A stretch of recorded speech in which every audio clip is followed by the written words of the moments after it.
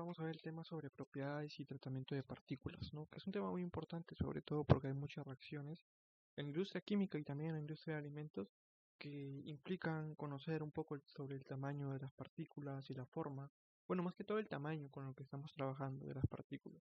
La forma, bueno, no tanto. Hay una ecuación que más adelante les voy a mostrar que te permite saber la forma de nuestra partícula, ¿no? Pero bueno, el punto es que, por ejemplo, es importante saberlo en temas de sedimentación, flotabilidad, en reacciones químicas, temas de absorción, etcétera. Bien, para conocer una partícula es necesario dos cosas, el tamaño y la forma. De esa manera caracterizamos las partículas, ¿no? Y tal vez en base un poco a la densidad.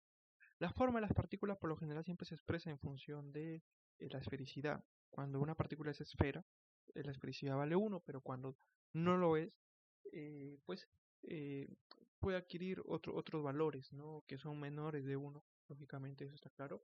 Hay una forma también de encontrar lo que es 6 dividido entre el diámetro promedio de la partícula, dividido todo eso pues al mismo tiempo entre el área superficial dividido entre el volumen de la partícula. Pero también ya, como les digo, hay una tabla donde se colocan ya los valores de, de- de las, de las partículas, ¿no? Por ejemplo, si es una esfera, tiene valor de 1; si es un cilindro, valor de 1; si es un cubo, valor de 1, en cuanto a la esfericidad. El tamaño de las partículas también se puede expresar en base a pulgadas, milímetros, si es que es grande, y si es que es pequeño, si es una partícula muy fina, en base a micrómetros o nanómetros. ¿Cómo calculamos el tamaño de las partículas? Bueno, primero algo interesante que podemos hacer es saber el número de partículas que tenemos. Para ello necesitamos conocer la masa y eso dividirlo entre la densidad de la partícula multiplicado por el volumen de la partícula. Y también podemos conocer el área superficial total. Para ello es igual a el número de partículas multiplicado por la superficie específica de una partícula. O sea, si nosotros sabemos la superficie de específica de una partícula, sabemos el número de partículas, podemos hallar el área superficial total. O lo que es igual a 6 multiplicado por la masa dividido entre la esfericidad multiplicado por la densidad multiplicado por el diámetro promedio de la partícula. Pero ¿qué pasa? Que a veces tenemos partículas de diferentes diámetros. Entonces, por lo tanto, necesitamos calcular, en este caso, o sea, cuando tenemos partículas de diferente diámetro, necesitamos calcular la superficie específica de cada partícula, o sea, de cada diámetro. ¿Ok? Porque cuando tú haces el proceso de tamizado, ¿ok? Va a haber partículas que van a quedar retenidas. O sea, por ejemplo, si yo tengo partículas de 5 micrómetros, va a haber una fracción retenida en esas partículas, ¿no? Por ejemplo, puede ser de unos 0.025, que es la fracción másica, ¿ok? Que se ha retenido bajo ese diámetro, ¿no? De 5 micrómetros. Si yo lo paso a 4, va a haber otra masa que va a quedar retenida en ese diámetro de 4. Entonces ahí tenemos que sacar el área superficial para cada diámetro, para cada diámetro. O sea, tenemos aquí 6 multiplicado por la fracción másica dividido entre la esfericidad, multiplicado por la densidad, multiplicado por el diámetro de la partícula, que puede ser 5, ¿no? En este caso, más 6 multiplicado por la fracción másica 2, ¿ok? Dividido entre la esfericidad por la densidad de la partícula, por el diámetro de la partícula número 2, que puede ser puede ser en este caso 4, ¿no? Y así vamos haciendo con todas las que tengamos, ¿no? Lógicamente aquí ya podemos quedarnos con el 6 dividido entre la esfericidad por la densidad, que es un valor ya constante, y lo único que tendríamos que hacer es calcular las fracciones másicas divididas entre los diferentes tamaños, entre los diferentes diámetros, y hacer una sumatoria. Por eso se ve aquí la sumatoria, ¿no? Por eso el ejercicio ya te da algo así, que eso es lo que deberías aplicar. Después, eso es en cuanto a la superficie específica o el área superficial total.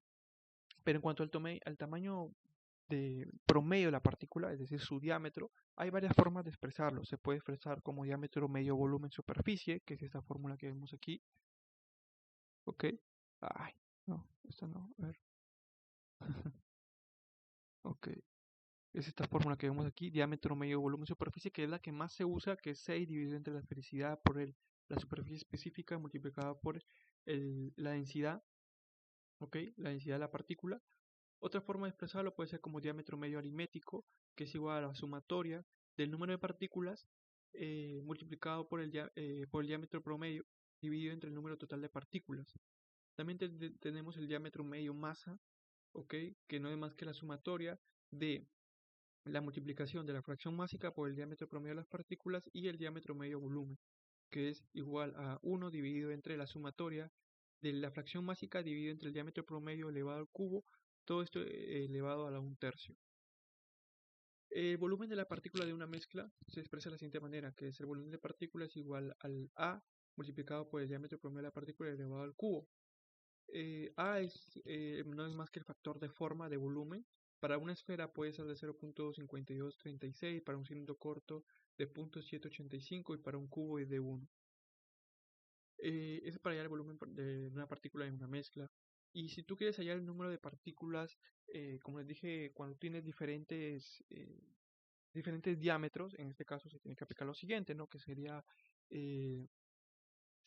eh, sería la fracción másica, ¿ok? La fracción másica dividido entre el factor forma multiplicado por la densidad de la partícula multiplicado por el diámetro promedio de la partícula elevado al cubo. Pero ¿qué pasa aquí? Pues no, como tenemos diámetros distintos, entonces lo único que nos queda es dividir 1 entre el factor forma multiplicado por la densidad de la partícula. Una vez que tengamos ese resultado, lo dejamos ahí y comenzamos a sumar las fracciones másicas divididos entre los diámetros promedio de la partícula elevado al cubo. De ahí hallamos el número de partículas para cada fracción, ¿no? Para cada masa que tengamos, para cada diámetro. ¿Para qué sirve al final todo este tema de estudiar los tamaños de partícula? Bueno, porque a partir del tamaño de partícula podemos construir gráficas donde podemos conocer la fracción másica que pasa por un tamiz en función del diámetro de la partícula. Y a esto se le conoce como un análisis diferencial, que es lo que vemos aquí. ¿Ok? Esto que vemos aquí es el análisis diferencial y este que vemos acá es un análisis acumulativo. ¿De dónde nace este análisis diferencial? Bueno, aquí tengo una tabla con el número de mallas, las aberturas, la fracción de masa, el diámetro, el promedio de las partículas y la fracción acumulativa. Yo aquí lo he puesto en una tabla de Excel para que se entienda mejor, ¿no? Aquí tenemos un número de mallas, como les dije, la abertura, el diámetro promedio de la partícula, ¿de dónde sale? Sumo 4.699 más 3.327 y lo divido entre 2, eso me va a salir 4.03. Para hallar 2.84 sumo 3.327 entre 2.361 lo divido entre 2, me va a dar ese resultado. Y así hago con todos. La masa retenida en este caso yo he supuesto que es una masa de 2445. Como ya me dan las fracciones másicas, yo he sacado las masas retenidas, pero lo normal es que uno obtenga primero la masa retenida y a partir de eso saca la fracción másica. ¿Cómo saco la fracción másica? Divido 6.37 entre 2445, me sale 0.025. Divido 305.63 entre 2445, me sale 0.12. Y así voy haciendo.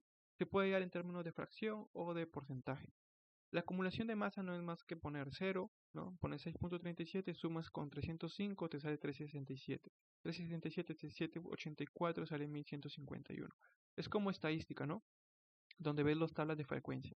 Para hallar la fracción acumulativa igual, solamente pones 0, pones 0.025, lo sumas con 0.125, te sale 0.150. Y así vas haciendo. Para hallar la masa rechazada, pues bueno, es muy fácil, porque bueno, cuando tú inicias el tamizado, en la malla número 4, toda la masa es rechazada. Se supone que los diámetros de las partículas son muy pequeños en comparación con la abertura, entonces obviamente van a pasar. Como es la malla número 4 es la más grande, toda la masa fue rechazada. Cuando vamos a la malla número 6, la abertura es más pequeña, por lo tanto va a haber partículas que su diámetro es más grande que la abertura y por lo tanto van a quedar retenidas, no van a pasar. Ahí se retuvo una masa, pero hay una masa que no se va a retener porque tiene partículas que son menores, entonces esa masa sigue. Sale 2383. Y así vamos haciendo con todos, ¿no? Simplemente es cosa de restar nada más. Eh, Después, para allá la fracción de rechazo es igual, pues, ¿no? 2445 entre 2445, que es el total, sale 1. 2383.63 entre 2445 sale 0.97. Y así vas haciendo con todos. A partir de esto yo puedo utilizar la columna del diámetro promedio y la fracción másica retenida y hacer esta gráfica que vemos aquí. Que lo que me dice es que los diámetros, el diámetro 2, el diámetro de partícula número 2 es la que tiene la mayor cantidad de masa. Y en cuanto a esta tabla, a este gráfico que vemos aquí, que es la fracción másica acumulada, viene a partir de la fracción de rechazo. O sea, pones el diámetro promedio con la fracción de rechazo y te va a dar esta gráfica que vemos aquí. Que en este caso que nos dice que, eh, esta gráfica no se utiliza mucho, la verdad. Más he utilizado yo esta, pero esta como que no tanto. Si tuviéramos que sacar una conclusión sería que las partículas eh, eh, que tienen un diámetro de, por ejemplo, de 4, ¿no? Eh, han sido totalmente rechazadas, ¿ok? Las partículas que tienen un diámetro de, por ejemplo, de 1.5, pues se han rechazado en algo de 0.3, más o menos sería. Vamos a comprobarlo, 1.5, 1.5, 1.5. 5 sería algo así, ¿no? 1.4, a ver. Sí, 1.4. Y la fracción mágica que se rechazaba, pues, ahí se retuvo bastante, por lo tanto se rechazó poco, se rechazó muy poco. O sea, con esta masa, con esta se rechazó muy poco. Más o menos algo así sería, ¿no? Pero bueno, como les digo, yo más he utilizado esta, que es un poco más entendible, y esta, pues, no tanto.